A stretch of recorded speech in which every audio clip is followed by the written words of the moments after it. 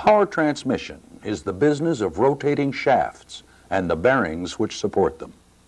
Many appliances around the home, such as refrigerators, washing machines, blowers, and even the family car, use a wide variety of types and sizes of bearings. There are three main categories of bearings to consider. One category is the plain or sleeve type bearings. These are generally quite simple. They are made from bronze, babbitt, plastic, or even wood. These bearings are often referred to as friction type bearings. Anti-friction bearings are divided into two main categories: ball bearings and roller bearings. Bearings which have rolling elements to carry the load get their name from the type of element used, either ball or roller. Shown here is a round ball of steel, and following the general rule, this is called a ball bearing. This lesson is devoted to the popular kinds of ball bearings. A ball bearing has four basic parts: inner ring, outer ring, balls, and retainer. The bearing shown here is referred to as an unmounted or naked bearing. Naked bearings need a housing of some type to support them, such as this motor end bell. This bearing is referred to as a pillow block. Here, a cast iron housing is supplied with the bearing unit. All that is required to install this unit is some type of support on which to mount the entire assembly. Bearings which come complete with their own housing are referred to as mounted units, or more commonly, power transmission bearings. Unmounted ball bearings come in a wide variety of styles. This lesson confines itself to the most popular and basic types. First, it must be understood that naked ball bearings are generally supplied in metric dimensions. There is only a very small percentage of unmounted ball bearings manufactured in inch dimensions. Metric measurements are considered the standard. Secondly, it must be understood that bearings come in different series.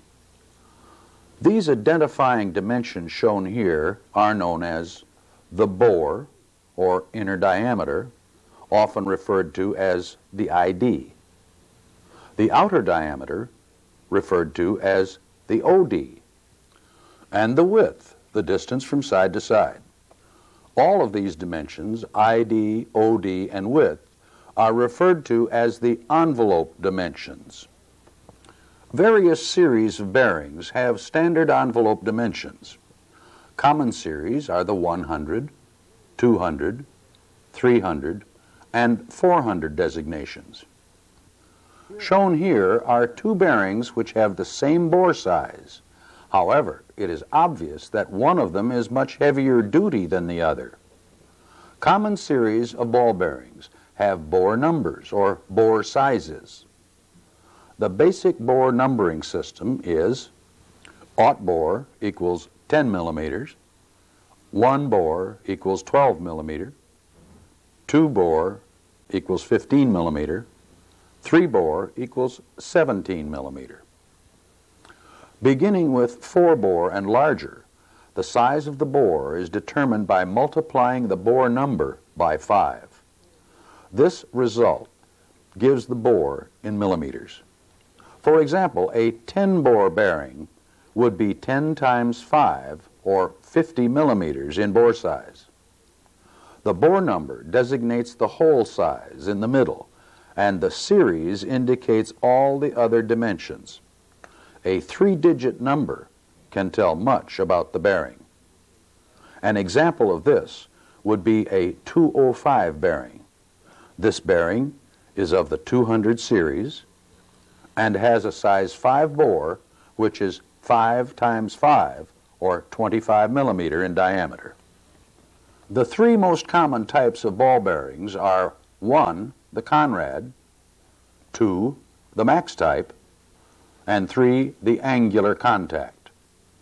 These three types of bearings are used in order to accommodate different types of loads. A load like this down through the bearing is called radial load. A load along the shaft in either direction is called thrust load.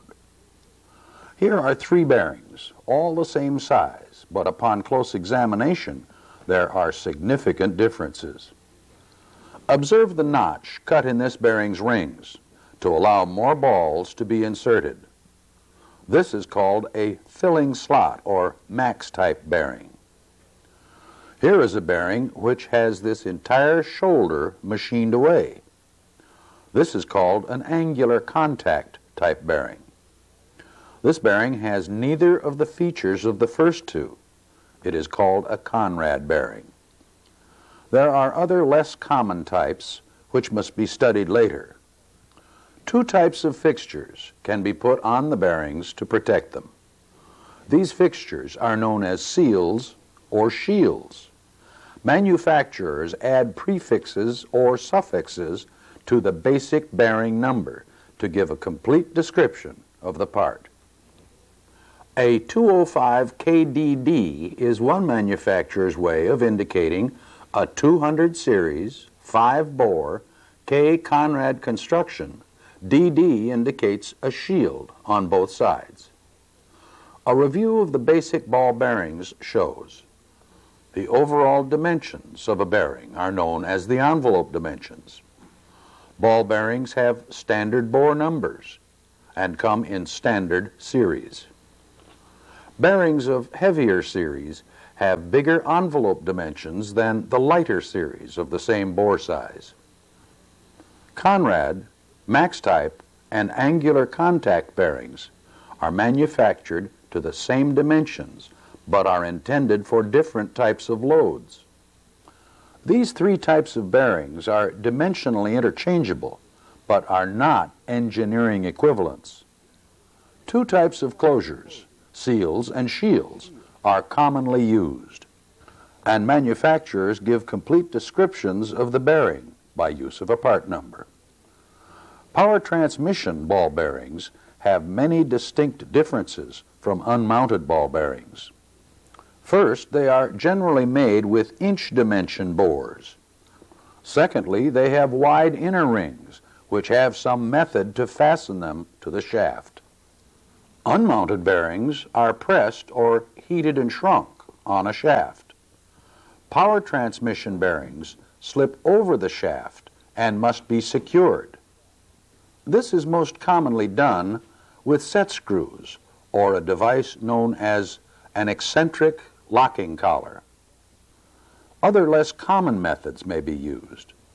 The vast majority of mounted units have a spherical or beveled outside diameter.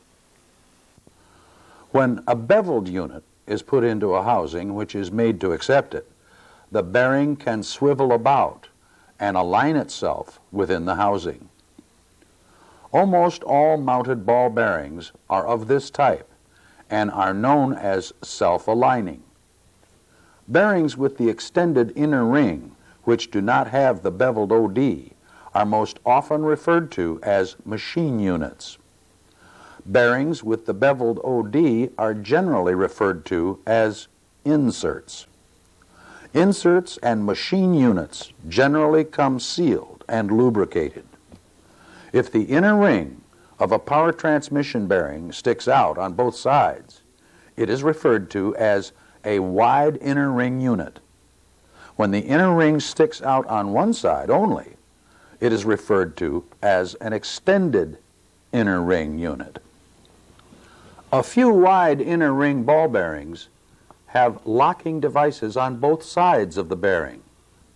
However, most wide inner ring and extended inner ring ball bearings fasten on one side only. Bearings of the 200 and 300 series are most commonly adapted to power transmission service and called the standard duty and the medium duty, respectively. A power transmission unit such as this will fit many housings. Examples shown here are pillow block, flange, piloted flange, take-up unit, and screw conveyor hanger bearings. Pillow blocks are mounted on a base like this, while flange bearings generally are mounted against the side of a machine like this. Take-up bearings are mounted in slide frames, which are generally used to tighten a conveyor belt, while screw conveyor hanger bearings become a part of a screw conveyor system. Unmounted ball bearings are interchanged from one manufacturer to another quite readily. However, it is not good practice to put the power transmission unit from one manufacturer into a housing made by another. Here are must-know terms. The backing dimension is the distance from the center of the bore to the bottom of the base, like this. Bolt centers are measured center to center. These holes are generally elongated for ease of mounting. Flange bearings have bolt centers measured across like this, or bolt holes on a circle of a given diameter, as shown in this picture. Take-up units have critical dimensions as to the width of the slots and how wide the slots are apart. The two most common types of take-up units fasten to the adjusting bolt with assemblies which look like this or this. Manufacturers list what are known as preferred bore sizes. This is based on the popularity of a given size. Bearing units may be machined out a bit larger or left a bit smaller than the more popular size. Inch dimension shafting of the smaller sizes is available in 1/16 inch increments of diameter. For example, 15/16 and 1 inch shafting are quite popular. Bearings are made to fit the available shafting, and often the only change necessary is the bore size. It is common to find groups or families of bore sizes which fit the same housings. An example would be 7/8, 15/16, and 1 inch bore pillow blocks. In this family, all dimensions are the same except the bore size. The insert units are interchangeable from one unit to the other. To the untrained person, the popular sizes of mounted units are sometimes surprising. Upon examining a catalog, such sizes of 1 inch, 1 3/16, 1 7/16, 1 15/16 are listed as the preferred sizes. Other sizes are also available. A review of ball bearing power transmission units indicates that there are wide inner ring and extended inner ring units. Most units have a beveled OD, so they may align themselves within their housing. A unit will fit many types of housings. One basic unit may be bored to accommodate more than one bore size. Locking collars or set screws are the most common choices for mounting the bearings. Bearings listed as preferred bore size are much more readily available.